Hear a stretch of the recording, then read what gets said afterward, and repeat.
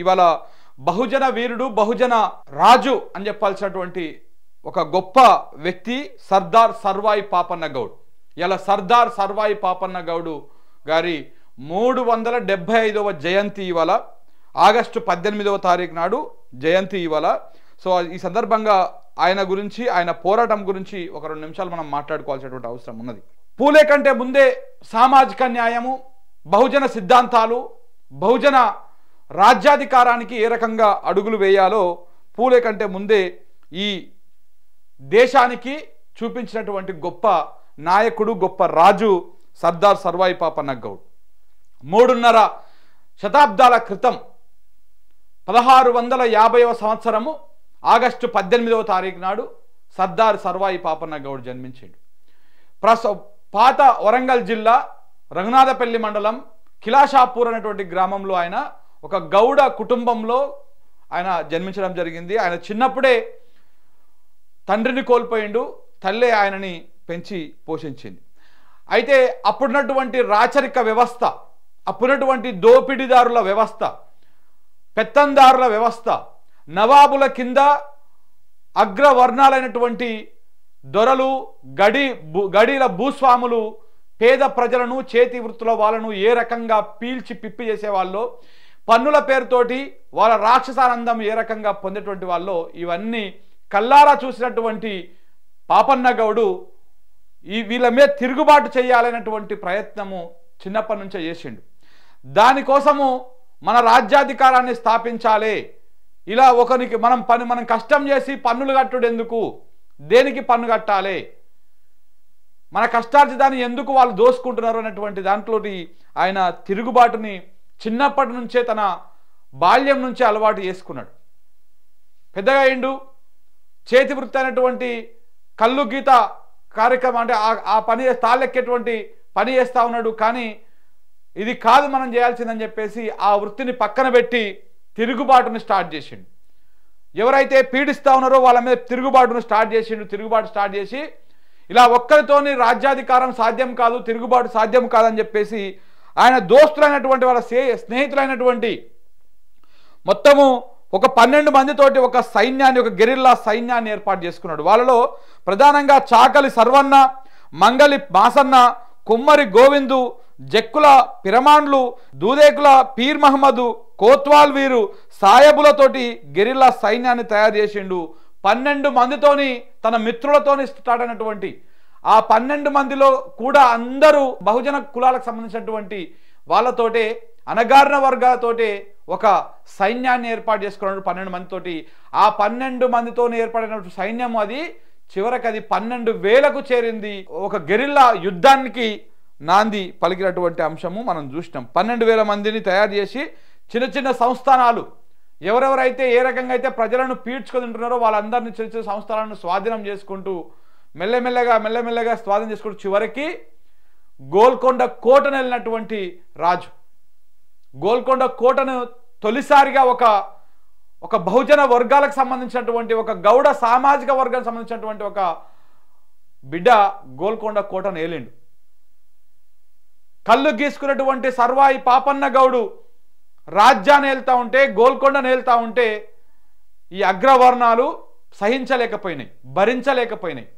లేనిపోనివన్నీ నవాబులకు చెప్పి సర్వాయి పాపన్న మీద తిరుగుబాటుకు ఆజ్యం పోసినాయి. చివరకు పోరాటం జరిగింది.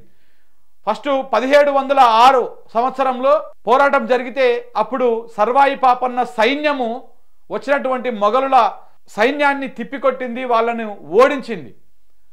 సర్వాయి పాపన్న గౌడు పోరాట పటిమను గ్రహించినటువంటి మొఘలులు ఏదో కొట్టేయచ్చులే సింపుల్గా అని చెప్పేసి యుద్ధానికి వేరు, కానీ సాధ్యం కాలేదు. తర్వాత అప్పుడు మొదటిసారి యుద్ధంలో ఓడిపోయినటువంటి మొఘలుల తర్వాత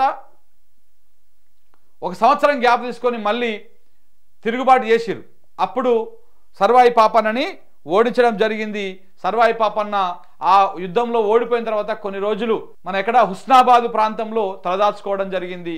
గౌడ కుటుంబాలు ఎక్కువగా ఉన్నటువంటి దాంట్లో అక్కడ ఉండి కొంతకాలము కలుగీత పని కూడా చేసుకుంటా ఉన్నాడు. తర్వాత ఆ మొఘలులకు దొరికిన తర్వాత ఆయనని అక్కడ చంపేయడం జరిగింది. వీరమరణం పొందిండు పాపన్న గౌడ్.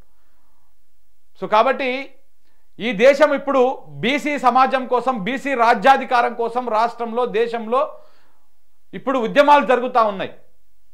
ఈ ఉద్యమాలన్నింటికీ ముందుగా ఒక 3 శతాబ్దాల క్రితమే బహుజన రాజ్యాధికారాన్ని సాధించినటువంటి గొప్ప వీరుడు సర్దార్ సర్వాయి పాపన్న గౌడ్. ఆయన జయంతి సందర్భంగా మనం కొన్ని విషయాలు తెలుసుకోవాల్సినటువంటి అవసరం ఉంది. దానికి సంబంధించినటువంటి వార్త ఇక్కడ ప్రధానంగా మన పత్రికలో కూడా తీసుకున్నాం. దళిత బహుజన వీరుడు సర్దార్ సర్వాయి పాపన్న గౌడ్. నేడు సర్దార్ సర్వాయి పాపన్న గౌడ్ 375వ జయంతి.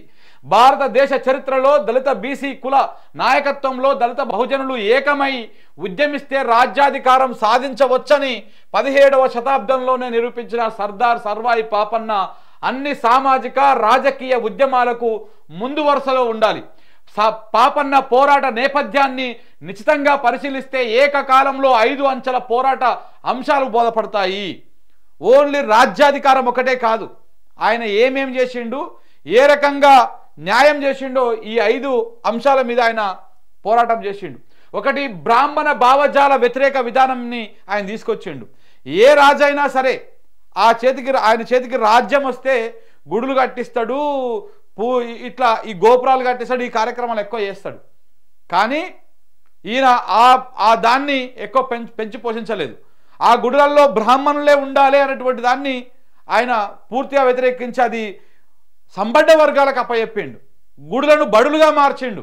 ఈ రకమైనటువంటి కార్యక్రమాలు చేసిండు. సామ్రాజ్యవాద వ్యతిరేక విధానాన్ని మీద పోరాటం చేసిండు. భూస్వామ్య వ్యతిరేక విధానం, బుద్ధుని ఆలోచన విధానం, దళిత బహుజన రాజ్యాధికారం, ఈ 4 కోసం, ఈ 5 కోసము సర్దార్ సర్వాయి పాపన్న గౌడు పోరాటం చేసిండు. భారతదేశ చరిత్రలో రాచరిక వ్యవస్థల్లో ప్రతి రాజు, పాలకులు, పూజారి వర్గాన్ని ఎవరు నిర్లక్ష్యం చేయలేదు. పైగా అంటే దేశ చరిత్రలో ఏ రాజైనా, ఏ పాలకుడైనా పూజారి వ్యవస్థను నిర్లక్ష్యం చేయలే. పూజారి వ్యవస్థను పెంచి పోషించారు వాళ్ళు. పైగా హిందూ మత సాంప్రదాయాలను అనుసరించిన రాజులందరూ బ్రాహ్మణులకు గుడులు కట్టించి దేవుని పేరిట మాన్యాలు కట్టబెట్టారు. పాపన్న ఇందుకు భిన్నంగా బ్రాహ్మణులకు ఎన్నడూ ప్రత్యేక స్థానాన్ని ఇవ్వలేదు, గుడులు కట్టించలేదు. అప్పటికే ఉన్న గుడుల యాజమాన్యం, పూజారితత్వం దళిత బహుజనులకే అప్పచెప్పిండు. గొప్ప సిద్ధాంతకర్త చూడండి. అప్పుడు ఎవరైనా రాజు గెలవంగానే గుడులు కట్టియడము, ఆ పూజారులకు ఆ మాన్యాలు ఇవ్వడము, గుడులకు మాన్యాలు ఇవ్వడం, ఇట్లాంటివి చేసేవారు ఏ రాజులైనా. కానీ అవి చేయలే. అవి చేయకపోగా అప్పటికే ఉన్నటువంటి గుడుల యాజమాన్యాన్ని, పూజారి తత్వము దళిత బహుజనులకు కూడా ఇచ్చిండు. ఇప్పుడు తమిళనాడులో కొట్లాడుతూ చూసినామా అట్లా అనమాట. ఇందుకు ఖచ్చితమైనటువంటి చారిత్రక ఆధారాలు ఉన్నాయి. అందుకే చరిత్ర రచన తన గుప్పెట్లో పెట్టుకున్న బ్రాహ్మణ సమాజం పాపన్న చరిత్రను నిర్లక్ష్యం చేసింది. అందుకే బ్రాహ్మణ సమాజము పాపన్న చరిత్రను నిర్లక్ష్యం చేసింది. దళిత బహుజన కళాకారులను ఆదరించాడు కనుకనే జానపదులు పాపన్న జీవితాన్ని ప్రజల హృదయాల్లో తన కళారూపాల ద్వారా నిక్షిప్తం చేశాయి. తెలుగు ప్రాంతాన్ని పాలించిన రాజులలో బ్రాహ్మణ ఆధిక్యాన్ని ఎదిరించి నిలిచిన ఏకైక వీరుడు సర్దార్ సర్వాయి పాపన్న గౌడ్. సామ్రాజ్యవాద వ్యతిరేక పోరాటం ఏ రకంగా ఉందో చూడండి. మొఘల్ పాలకుల పెత్తనాన్ని ప్రశ్నించి వారి పాలనకు వ్యతిరేకంగా దళిత బహుజనులను తన నాయకత్వంలో ఏకం చేసి రాజ్యాధికార పోరాటాన్ని ఏకం చేసి సాధించుకున్న విప్లవ వీరుడు సర్దార్ సర్వాయి పాపన్న. నేడు మేధావులుగా చలామణి అవుతున్న కొందరు సామ్రాజ్యవాదం గురించి అనేక రకాలుగా వ్యాఖ్యానాలు చేస్తున్నారు. కానీ 17వ శతాబ్దంలోనే సామ్రాజ్యవాద మొఘల్ పాలకుల దళిత బహుజనుల ఐక్యత్వంతో ఎదుర్కొని రాజ్యాధికారాన్ని ఏ రకంగా చేపట్టిండో 17వ శతాబ్దంలోనే ఆయన చేపట్టినటువంటి అంశాన్ని కూడా ఇక్కడ మనం చూడొచ్చు. భూస్వాముల వ్యతిరేక పోరాటం. స్థానిక అగ్రకుల భూస్వాముల ఆగడాలను ఎదుర్కోవడానికి పాపన్న పోరాటం మొదలుపెట్టాడు. ఆ కాలంలో దొరలు, భూస్వాములు మొఘలు పాలకులకు ఏజెంట్లుగా వ్యవహరిస్తూ అనగారిన ప్రజల మీద అనునిత్యం వేధింపులకు గురి చేసేవారు. ఈ క్రమంలోనే పాపన్న పోరాట పటిమకు అంకురార్పణ జరిగింది. స్థానిక దొరలు, భూస్వాములను ఎదుర్కోవడానికి తన ధనాన్ని ఖర్చు పెట్టి ఆయుధాలని సమకూర్చుకొని అనగారిన కులాలను తన సైన్యంగా మలుచుకున్నాడు. పాపన్న నాయకత్వంలో దళిత బహుజనులు ఐక్యంగా నిలిచి భూస్వాముల మీద విజయం సాధించిండు. ఎవరైతే మొఘల్ పాలకులు ఉన్నారో వాళ్లకు తాపేదారులకు లెక్క, వాళ్లకు గుమాస్తాల లెక్క ఈ కింద ఉన్నటువంటి మన ప్రాంతాన్ని వెళ్తున్నటువంటి కొంత దొరలు భూస్వాముల మీద ఫస్ట్ పోరాటం స్టార్ట్ చేసిండు సర్దార్ సర్వాయి పాపన్న. తన సొంత డబ్బులు పెట్టి కొన్ని ఆయుధాలు తయారు చేసుకొని తన మిత్రులతోటి ఒక సైన్యాన్ని రెడీ చేసుకున్నాడు. పాపన్న తన దళిత బహుజన రాజ్యాధికార పోరాటంలో బుద్ధుడు ప్రసవించిన బహుజన హితాయ బహుజన సుఖాయ సుక్తిని తూచా తప్పకుండా తన రాజ్యాధికార పాలనలో అమలు పరిచాడని ఆధారాలు కనిపిస్తున్నాయి. పాపన్న సైన్యంలో అణగారిన కులాలకే నాయకత్వ బాధ్యతలు అప్పగించడం, దళిత బహుజనులకే పూజా కార్యక్రమాలు నిర్వహించే బాధ్యత అప్పగించడం, దళిత బహుజనుల ఆరాధ్య దైవమైన ఎల్లమ్మ గుడులు కట్టించి తనే స్వయంగా పాల్గొని ఉత్సవాలు జరిపించడం, దళిత బహుజనులకే పలు బహుమానాలు అందజేయడం వంటి సంక్షేమ కార్యక్రమాలను బట్టి చూస్తే పాపన్న పాలన మీద బుద్ధుని ప్రభావం ఉన్నట్టుగా గోచరిస్తుంది. పైగా దక్కన్ ప్రాంతంలో పురావస్తు శాఖ జరిపిన పరిశోధనలో ధూళిమిట్ట, ధూళికట్ట ప్రాంతాలు బౌద్ధునికి ప్రధాన కేంద్రాల్లో ప్రధానమని చరిత్ర తెలియజేస్తున్నది. పాపన్న వీరత్వాన్ని ప్రతిబింబించే శిల్ప సంపద ధూళిమిట్టలో బయటపడడం దీన్నే సూచిస్తా ఉన్నది. ఇక ఆయన గుడులు అంటే ఏ గుడులు కట్టిండు? ఎల్లమ్మ గుడి, పోషమ్మ గుడి, ఇట్లా బహుజనులు జరుపుకునేటువంటి పండగలు ఏవైతే ఉంటాయో ఆ పండగలకు ఎక్కువ ప్రియారిటీ ఇచ్చేవాడు, ఆ గుడులకు ఎక్కువ ప్రియారిటీ ఇచ్చేవాడు అనేది చాలా క్లియర్గా అర్థమవుతా ఉన్నది.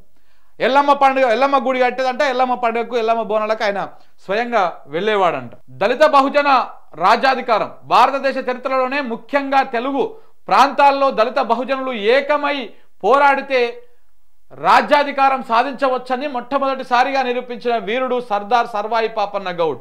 పాపన్న స్థానికంగా ఉన్న అగ్రకుల దొరలు భూస్వాములతో తరువాతి మొఘల్ పాలకుల మీద తిరుగుబాటు చేశాడు. ఇక్కడి బ్రాహ్మణుల చరిత్ర కారులతో పాటు మొఘల్ చరిత్రను రికార్డు చేసిన మహమ్మదీయ చరిత్రకారులు కూడా పాపన్న చరిత్రను చాలా తక్కువగా చేసి రాశారు. క్రీస్తు శకం 1708లో వరంగల్ కోట ఆక్రమించే నాటికి 3000 కాల్బలం, 500 అశ్విక దళం ఉన్నట్లుగా ఆంగ్ల చరిత్రకారులే ఒప్పుకున్నారు. అగ్రకుల దొరలకు వ్యతిరేకంగా పాపన్న సైన్యంలో పోరాడిన వీరులంతా సమాజంలోనే దొరల అరాచకాల వల్ల అనేక అవమానాలకు గురి అవుతున్న అణగారిన కులాల వారే ఉంటారన్నది చరిత్ర చెప్తున్నటువంటి సత్యం. దళిత బహుజనుల రాజ్యాధికారం సాధించాలనే పట్టుదలతోనే పాపన్న తన సైన్యంలోని వారికే సర్వాధికారాలు కట్టబెట్టారు. అందువల్ల పాపన్న పోరాటము విజయవంతమైంది. పాపన్న కాలంలో ఏకమైన దళిత బహుజనులు నేడు ఐక్యం కాలేకపోవడానికి ప్రధాన కారణం కుల స్పృహ లేకపోవడం, కులాలను ఏకం చేయగలిగే దళిత బీసీ ఐడెంటిటీ పాదుకొనకపోవడం. మరి పాపన్న కాలంలో ఎలా సాధ్యమైంది అంటే ఆ కాలంలో నేటి గ్రామీణ ప్రాంతాల్లో ఉన్న కుల స్పృహను మాత్రమే. ఏ కులానికి ఆ కులం తన సొంత అస్తిత్వాన్ని నిలుపుకొని ఐక్యమైతేనే ఉత్పత్తి కులాలకు రాజ్యాధికారం వస్తుంది. దీనికి ప్రత్యక్ష ఉదాహరణ పాపన్న చేసిన పోరాటమే. రాజ్యాధికారం కోసం దళిత బహుజనులు ఆచరించాల్సిన ఏకైక సిద్ధాంతం పాపన్నదే అవుతుంది. మరే సిద్ధాంతం దళిత బహుజనులను ప్రభావితం చేయలేదని ఇన్నేళ్ల ఉద్యమ పోరాటాలు రుజువు చేస్తా ఉన్నాయి. సొంత కులం వారు మొదటగా ఓన్ చేసుకోవడం సహజంగా జరిగేదే. కానీ ఆయన అణగారిన ప్రజలకు చెందిన వీరుడు. పాపన్నని కేవలం గౌడు కులానికే అంటగట్టడం చారిత్రక తప్పదం అవుతుంది. నేడు పాపన్నని దళిత బహుజన తమ వాడిగా అనుకున్నప్పుడే దళిత బహుజనుల రాజ్యాధికారం సాధ్యమవుతుంది. దానికి అందరూ ఏకతాటిపై నిలబడి కృషి చేసినప్పుడే సాకారం అవుతుంది. పాపన్నకు చెందిన నాచగోని వంశులు నేటికి తెలంగాణలో పలు ప్రాంతాల్లో ఇప్పటికీ ఉన్నారని చెప్పేసి ఒక కథనాన్ని మనం చూస్తూ ఉన్నాం. సో ఇది పాపన్న చరిత్ర. పాపన్న గురించి చెప్పుకుంటూ పోతే చాలా ఉన్నది.